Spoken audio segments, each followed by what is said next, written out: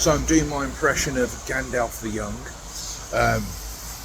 Joke there. So one thing I've been thinking about, and I know I'm banging on about this a bit too much recently, is the fact that there's a gap in the care market somewhere that doesn't really make sense. So roughly rounded up, over the last 5 years I've been taking care of 3 people. We'll just leave it at that. Got us ups and downs, we'll give it 3 full time.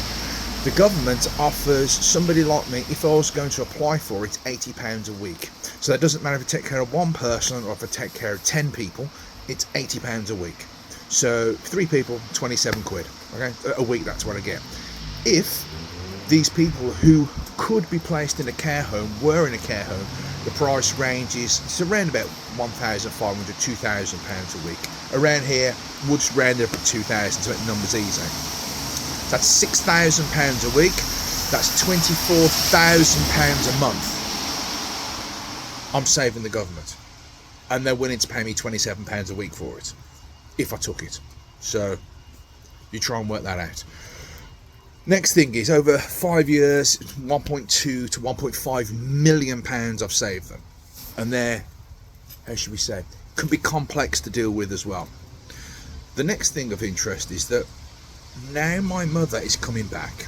They're providing her what's called a package of care, and anyone in this situation, and there's, according to the last census, about 2 to 2,500 people in this area that are at a similar age, similar thing. So, okay, it's costing the government probably about 1,200 to 1,500 a week for a package of care, which is 2 people 4 times a day. Now what these people do is they come in, change her incontinence pads, make her food for her, change her bedding, bed bath, companionship for up to 30 minutes an hour. It doesn't matter, it's variance, but we're still negotiating what that is. So effectively they're taking everything away from me that I'm willing to do, and after negotiating with the adult social care person, so look, I've done all this for the last 5 years, I've no problem still doing it, and rightfully what the logic is there, because I don't want to change her incontinence pads to save my mother her dignity. What that means is they're not going to pay that money for someone to come in, change a pad and go. They have to give them many things to do, so they have to let them do it. So okay, so effectively I'm just going to be sitting there. It's not taking care of the other people, don't forget. I'm sitting there with my mum, twiddling my thumbs really, and doing my work on the internet. That's what I'm going to be doing. So then I was thinking to myself, for me to go away, if I needed to do work, because you know about my entrepreneurial stuff I do, for me to go away, I need to replace me. Now, the cheapest I can find that person to replace, remember the government's already paying £1,200 to £1,400 a week for these 2 people to come.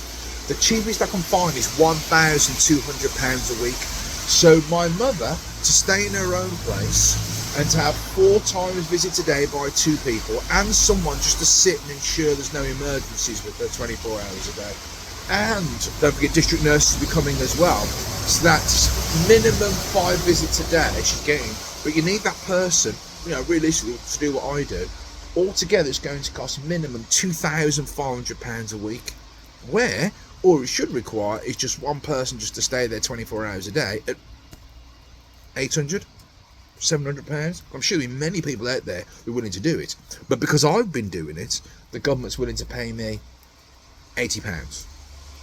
So therein lies the gap in the market. So if I want to go away somewhere for work, I need that person.